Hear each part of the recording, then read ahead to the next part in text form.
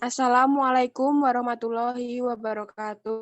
Yang saya hormati Bapak atau Ibu kader-kader kecamatan dan Bapak Ibu narasumber serta hadirin yang saya banggakan.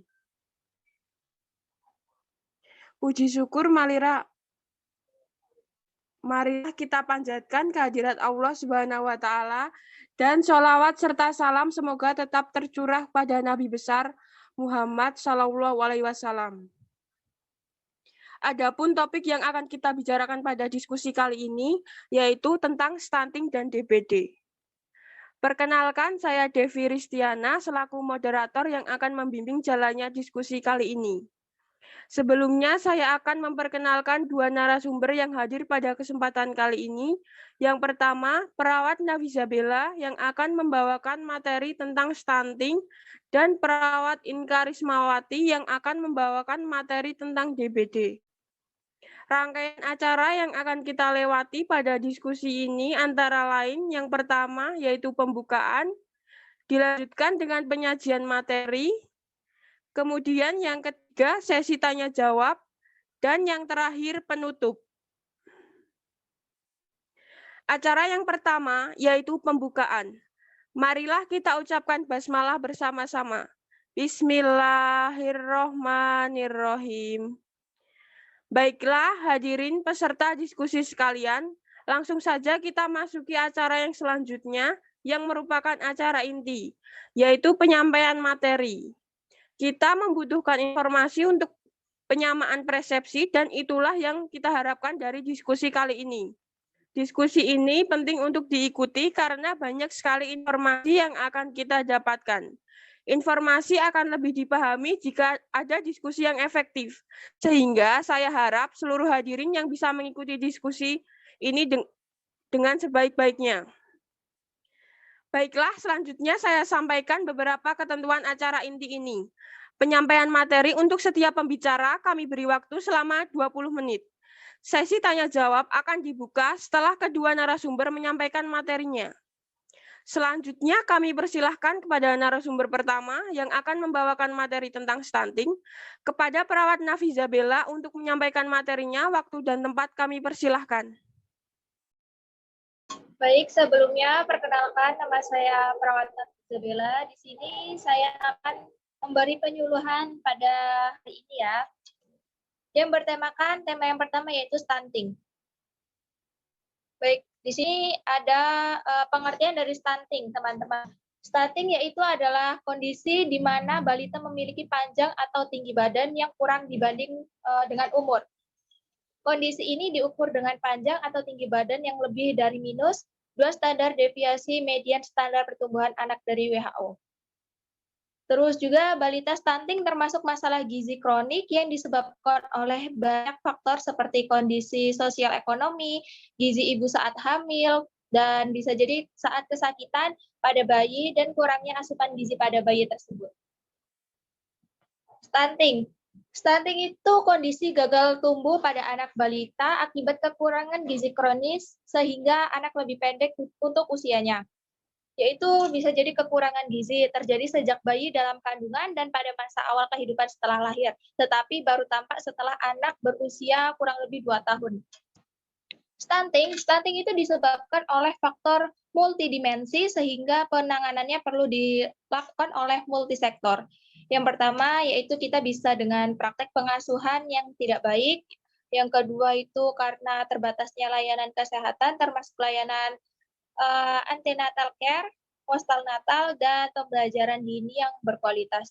Yang ketiga yaitu kita mungkin kekurangan akses makanan bergizi. Dan yang terakhir, keempat itu ada kurangnya akses ke air bersih dan sanitasi. Lanjut. Di sini ada dampak stunting menurut WHO ya. Yang pertama itu ada dampak jangka pendek, yaitu dampak jangka pendeknya yang pertama ada peningkatan kejadian kesakitan dan kematian. Yang kedua itu ada perkembangan kognitif, motorik, dan verbal pada anak tidak optimal. Dan yang ketiga yaitu ada peningkatan biaya kesehatan. Selanjutnya yang kedua yaitu ada dampak jangka panjangnya. Yang pertama, dia postur tubuh yang tidak optimal saat dewasa. Contohnya kayak lebih pendek dibanding pada umumnya. Yang kedua yaitu ada meningkatnya resiko obesitas dan penyakit lainnya. Yang ketiga yaitu ada menurunnya kesehatan reproduksi. Lanjut. Nah, di sini ada gambar-gambarnya ya teman-teman. Yang pertama itu ada gambar normal weight and height. Jadi normal dan berat badannya juga normal. Yang kedua itu ada thinner than normal. Gambar yang ketiga yaitu pendek dan normal. Yang terakhir itu gambarnya ada pendek dan dia kurus ya teman. Lanjut. Mengapa 1000 HPK penting? Di sini yang pertama ada kehamilan dan pertumbuhan janin. Yang pertama ada pertumbuhan otak. Untuk kebutuhan membangun tinggi badan potensial kita membutuhkan gizi mikro dan protein. Selanjutnya untuk membangun berat badan potensial kita membutuhkan kalori. Selanjutnya ada pertumbuhan bayi dan anak. Untuk mencapai tinggi dan berat badan yang optimal, dibutuhkan seluruh zat gizi, mikro maupun makro secara seimbang. Diperoleh dari menyusui secara eksklusif sampai 6 bulan, dan diteruskan dengan ASI, dan kemudian lanjut ke MPASI. Di sini, bagaimana sih cara pencegahannya?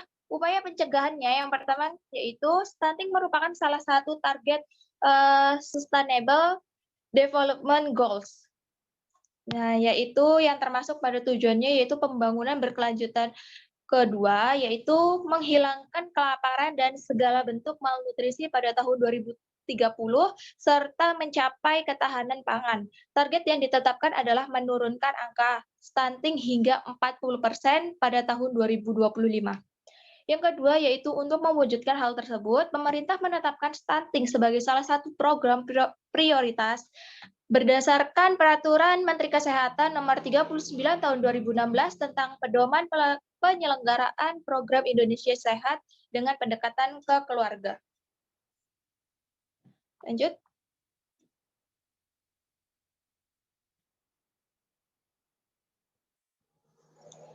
Selanjutnya ada pada ibu hamil dan bersalin. Yang pertama itu ada intervensi pada 1000 hari pertama kehidupan. Yang kedua, mengupayakan jaminan mutu antenatal care atau ANC terpadu.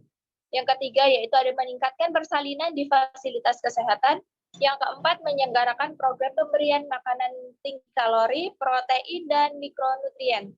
Yang kelima yaitu ada deteksi dini penyakit untuk mengetahui menular atau tidak menularnya suatu penyakit tersebut. Lanjut. Selanjutnya pada balita. Yang pertama yaitu ada pemantauan pertumbuhan balita. Yang kedua yaitu menyelenggarakan kegiatan pemberian makanan tambahan untuk balita. Yang ketiga yaitu ada menyelenggarakan stimulasi dini perkembangan anak. Dan yang terakhir memberikan pelayanan kesehatan yang optimal. Nah, untuk anak usia sekolah, yang pertama yaitu melakukan revitalisasi usaha kesehatan sekolah atau UKS. Yang kedua, menguatkan kelembagaan tim pembina UKS. Yang ketiga, menyelenggarakan program gizi anak sekolah. Dan yang terakhir yaitu memberlakukan sekolah sebagai kawasan bebas rokok dan narkoba tentunya.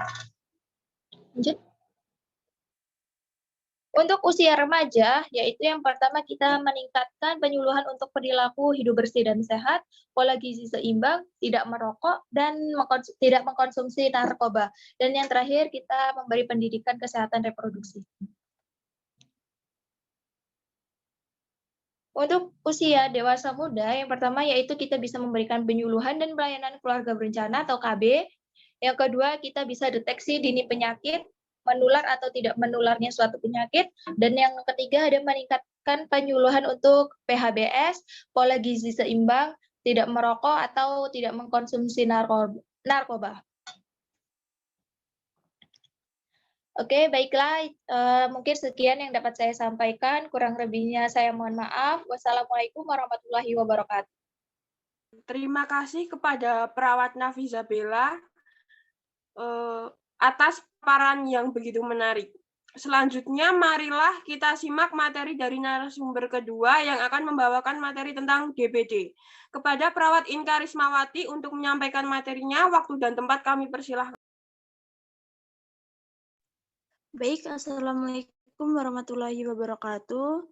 Perkenalkan, saya perawat Inka Rismawati yang akan memberikan penyuluhan kedua pada hari ini.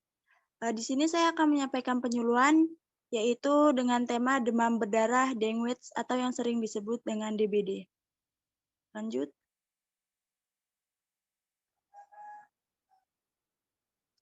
Demam berdarah dengue atau DBD yaitu demam berdarah atau penyakit yang disebabkan oleh virus dengue atau ditularkan melalui gigitan nyamuk demam berdarah seperti Aedes aegypti dan Aedes albopictus. Terdapat 4 virus dengue yaitu virus DEN1, DEN2, DEN3, dan DEN4. Begitu pulih dari demam berdarah, biasanya imunitas akan terbentuk, namun hanya sampai strain tertentu sehingga dimungkinkan dapat terinfeksi lagi. Ciri-ciri nyamuk Aedes aegypti biasanya yaitu memiliki bentuk relatif kecil, yang kedua adanya corak loreng-loreng putih dan hitam pada kaki dan bagian tubuh lainnya. Yang ketiga, biasanya dia menggigit atau menghisap darah manusia pada pagi dan sore hari, dan yang terakhir yaitu senam hingga pada pangkalan yang tergantung di kamar. Contohnya seperti pagi hari jam 9 sampai jam 10 dan pada sore hari di jam 3 sampai jam 4. Lanjut. Fase demam berdarah yaitu yang pertama ada fase demam hari ke-1 sampai ke-3, biasanya demam tinggi sampai 40 derajat Celcius. Yang kedua disertai nyeri otot atau di seluruh tubuh, yaitu seperti sakit kepala, sakit sekitar bola mata, mual dan muntah, dan yang terakhir dianjurkan untuk banyak minum. Fase kritis yaitu di hari ke-4 sampai ke-5, yaitu fase pengecoh. Biasanya ditandai dengan penurunan suhu tubuh sampai 37 derajat Celcius. Dan apabila tidak mendapatkan pengobatan, trombosit akan turun-menurun secara drastis dan pendarahan yang tidak disadari seperti kebocoran pembuluh darah. Dan yang terakhir yaitu ada fase penyembuhan hari ke-6 sampai ke-7. Biasanya akan kembali merasakan demam, yang kedua trombosit akan kembali naik, dan yang terakhir peningkatan nafsu makan. Lanjut. Di sini ada cara mencegah demam berdarah, yaitu dengan menerapkan 3M, seperti menguras bak kamar mandi minimal seminggu sekali, terus menutup tempat penampungan air, dan yang ketiga yaitu mengubur barang bekas. Lanjut. Dan yang keempat juga bisa menggunakan kelambu, setelah itu menyemprotkan obat pembasmi nyamuk atau serangga, lalu menggunakan lotion anti nyamuk. Terus jangan menggantung baju terlalu lama, bisa juga dengan fogging dan hindari berpergian ke daerah endemis DBD. Sekian dan terima kasih. Saya akhiri. Wassalamualaikum warahmatullahi wabarakatuh. Terima kasih kepada perawat Inka Rismawati yang semakin memperkaya wawasan kita semua. Hadirin yang saya hormati, demikianlah pemaparan materi yang telah dibawakan oleh kedua narasumber pada hari ini. Tiba saatnya kita masuk pada sesi tanya-jawab dengan ketentuan sebagai berikut. Yang pertama, peserta yang ingin bertanya dipersilahkan menyebutkan identitasnya terlebih dahulu. Yang kedua, pertanyaan diajukan secara singkat, padat, dan jelas. Baik, langsung saja kita mulai sesi diskusi ini. Saya persilahkan para hadirin untuk bertanya langsung, dan kepada narasumber berkenan untuk menjawab pertanyaan yang disampaikan oleh hadirin sekalian. Waktu dan tempat kami persilahkan.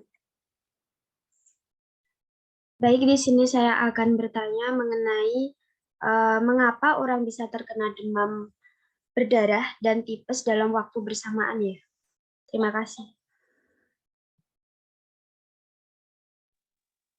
Baik, saya akan menjawab pertanyaan dari Mbak Devi. Kenapa sih orang bisa terkena demam berdarah dan tipes dalam waktu bersamaan? Karena biasanya ketika terkena demam berdarah, membuat sistem kekebalan tubuh menjadi lemah dan akan terjadinya kerusakan dinding usus akibat demam berdarah tersebut karena dapat meningkatkan resiko infeksi bakteri. Baik, terima kasih.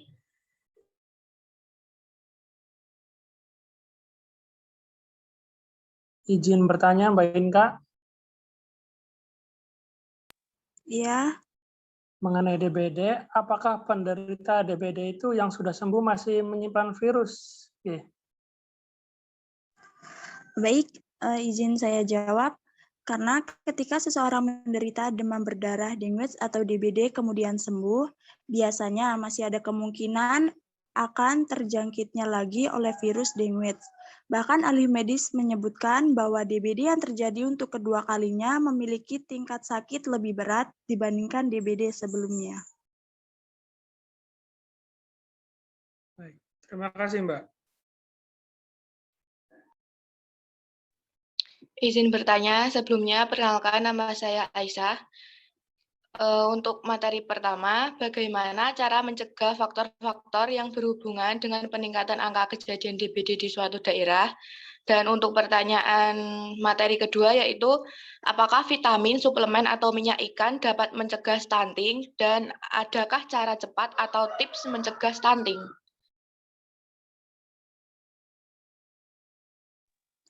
Baik, akan saya jawab pertanyaan yang pertama. Biasanya pencegahan penyakit DBD ini dapat dibagi menjadi tingkatan. Seperti yang pertama pencegahan primer, setelah itu pencegahan tingkat pertama ini merupakan upaya untuk mempertahankan orang yang sehat agar tetap sehat atau mencegah orang yang sehat menjadi sakit. Dan yang kedua yaitu pencegahan sekunder, di mana dilakukan upaya diagnosis dan dapat diartikan sebagai tindakan yang berupaya untuk menghentikan proses penyakit pada tingkat permulaan sehingga tidak akan menjadi lebih lebar. Dan yang terakhir yaitu pencegahan tertier. Seperti pencegahan ini yang dimaksud untuk mencegah kematian akibat penyakit demam berdarah dengue dan melakukan rehabilitas.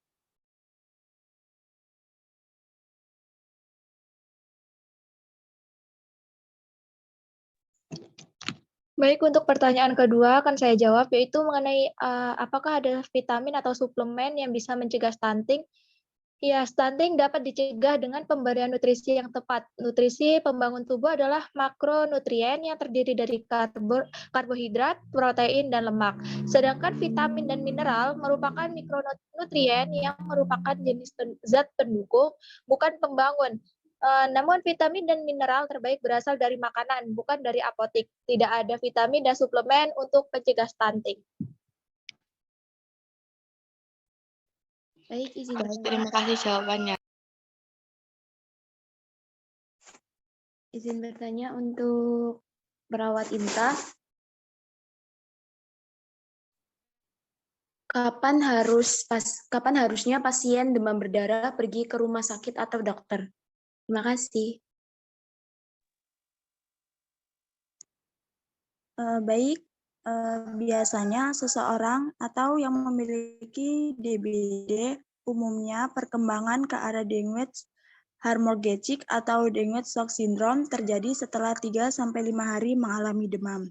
Pada saat itu biasanya demam menurun.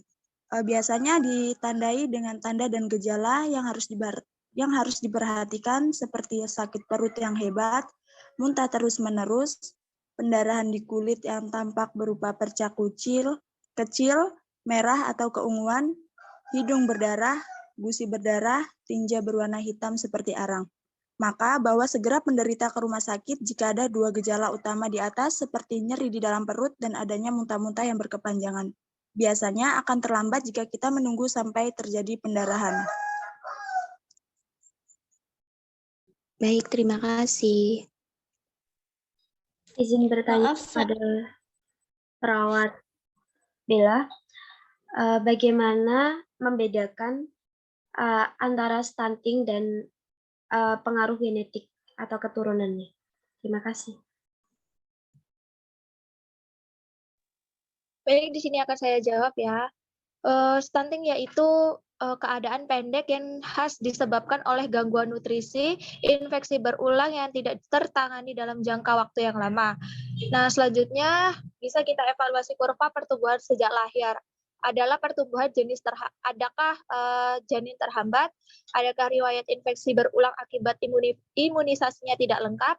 Kemudian adakah riwayat gagal tumbuh? Dan yang terakhir adanya malnutrisi yang tidak teratasi dalam waktu lama sehingga menyebabkan badannya pendek. Itu yang dapat saya sampaikan, Mbak Depi. Baik, terima kasih.